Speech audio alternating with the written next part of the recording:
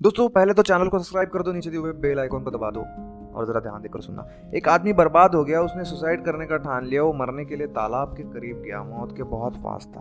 तभी वहां बैठे रहने वाले एक फकीर ने उसे रोका और बोला कि क्यों आत्महत्या कर रहे हो भाई, क्या यही एक रास्ता है? आदमी बोला कि अब मेरे पास कुछ नहीं बचा, मैं जीने के लायक नहीं रहा, जाओ मुझे अकेला छोड़ो, मुझसे बात मत करो, जिंदगी में तो सुकून चैन कुछ न रहा था, अब चैन से मरने तो दो। फकीर बोला कि तू मर ही रहा है ना, तो मेरा एक फायदा करके जा। यहाँ का जो सम्राट है वो मेरा अच्छा दोस्त है, चल उसके पास तेरी आंखें निकाल के बेच देता हूँ, 1 लाख रुपए तो जरूर मिलेंगे, ज्यादा भी मिल सकते हैं, मेरा बस इतना फायदा कर दे, फिर मर जाना, तू कर लेना अपने मन की मर्जी पूरी। आदमी गुस्से में फकीर के साथ सम्राट के महल में आया। फकीर ने अंदर जाकर सम्राट से बात कर ली। सम्राट ने आवाज लगाई कि बुलाओ उस आदमी को और बोले कि इसकी आंखें अच्छी है, निकाल लो, 1 लाख रुपए दे देना। मरने का ख्याल तो छोड़ो। आदमी जम के चिल्लाया कि मुझे पागल समझ रहे हो, सिर्फ इन चंद पैसों के लिए मैं अपनी खुद की आंखें बेच दूं?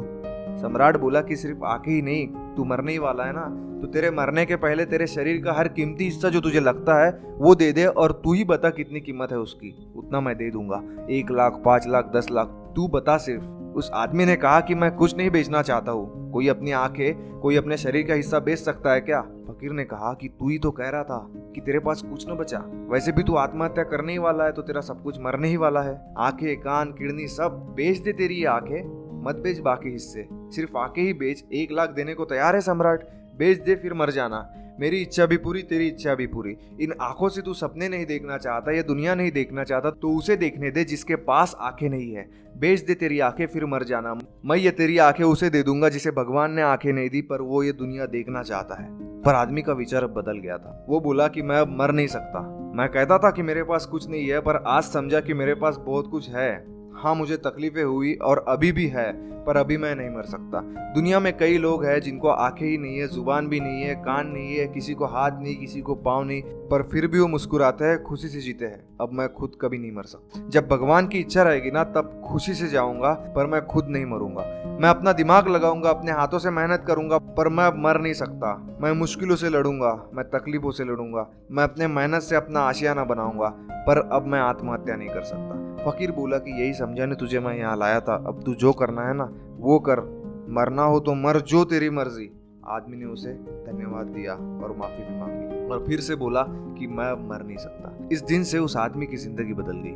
काश सुशांत सिंह राजपूत को भी कोई ऐसा ही फकीर मिल जाता, और सुशांत सिंह राजपूत ने सुसाइड कर लिया। जिस इंसान ने MS धोनी, छिछोरे जैसी मोटिवेशनल फिल्में दी, जो यूथ आइकॉन था, जिसने अपने फिल्मों के जरिए लोगों को जिंदगी जीना सिखाया, उसी इंसान ने जिंदगी जीना छोड़ दिया। हम मानते हैं कि डिप्रेशन बहुत ज्यादा था, एक्सट्रीम लेवल का था, पर जो किया ना वो गलत किया, हार मान ली। दुनिया में ऐसे कई लोग हैं जो ऐसे कई लोगों से बहुत ज्यादा परेशानी में हैं, पर वो अपनी जिंदगी जीते हैं और कभी ना कभी लाइफ में नया दिन आता है जो सब कुछ चेंज कर देता है। ऐसे कई बड़े लोग हैं जिनके पास सब चीजों की फुलफिलमेंट रहने के बावजूद उन्होंने सुसाइड किया, जैसे प्रत्युषा बैनर्जी, कुणाल सिंह, गुरुदत्त, CCD के ऑनर VG सिद्धार्थ और अब सुशांत सिंह राजपूत। ये सब लोग फेमस होने के कारण इनकी न्यूज सभी लोगों को मालूम होती है, पर ऐसे ही जो आम लोग हैं ना, उनमें भी बहुत लोग सुसाइड कर देते हैं। आखिर ये आत्महत्या का कारण क्या है? इसका कारण है बहुत ज्यादा अपेक्षा बढ़ जाना, स्पिरिचुअलिटी में ना रहना, और सबसे इम्पोर्टेंट अकेला रहना, विदाउट रिलेटिव्स, विदाउट फ्रेंड्स। दोस्तों जब भी कभी ऐसी प्रॉब्लम आए ना, किसी के साथ शेयर करो, रिलेटिव्स से, फ्रेंड्स से जो आपके बहुत करीब है, शेयर करके तो देखो, आपके प्रॉब्लम्स पर कुछ ना कुछ सोल्यूशन पक्का मिलेगा।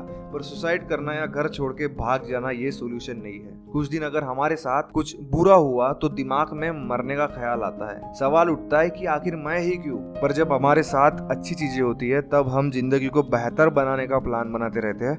वो एक वक्त रहता है जब इंसान का दिमाग ब्लैंक, हैंग, डिप्रेस्ड हो जाता है, उसे कुछ समझ नहीं आता कि क्या करे। ये थोड़ा सा वक्त अगर निकल जाए ना, फिर आपके दिमाग से सुसाइड का ख्याल निकल जाएगा। जब भी हम डिप्रेशन में रहते हैं, ऐसे वक्त हमें सब लोग खुश नजर आते हैं और खुद की लाइफ सबसे बेकार दिखती है। पर कभी ऐसी हालात में जरा बाहर जाकर देखना दोस्त, आपसे भी कई गुना ज्यादा परेशानी में रहने वाले भी लोग इस दुनिया में हैं, फिर भी वो खुश है क्योंकि उनकी अपेक्षाएं कम है। जब आप उन्हें देखोगे ना तो आपके दिमाग में सुसाइड का ख्याल आना बंद हो जाएगा। भगवान कृष्ण ने भी कहा है कि कर्म कर, फल की चिंता मत कर, क्योंकि फल की चिंता जितनी ज्यादा करोगे उतनी अपेक्षा बढ़ती जाएगी। ऐसे वक्त आपके रिलेटिव्स और आपके खास दोस्त उस फकीर और सम्राट के जैसे काम में आते हैं बस थोड़ा बोल के तो देखो। भगवान ने जिन्हें जुबान नहीं दी, जिन्हें आंखें नहीं दी, वो इस दुनिया को देखना चाहते हैं। वो कुछ कहने के लिए तड़पते हैं पर कुछ नहीं कह सकते। आपके पास तो सब कुछ है, आप ही सोचो क्या करना है। आपके पीछे आपकी फैमिली है, फ्रेंड्स है, इनका भी ख्याल जरा दिमाग में लाना। बस चंद नाराजगी और मुश्किलों के लिए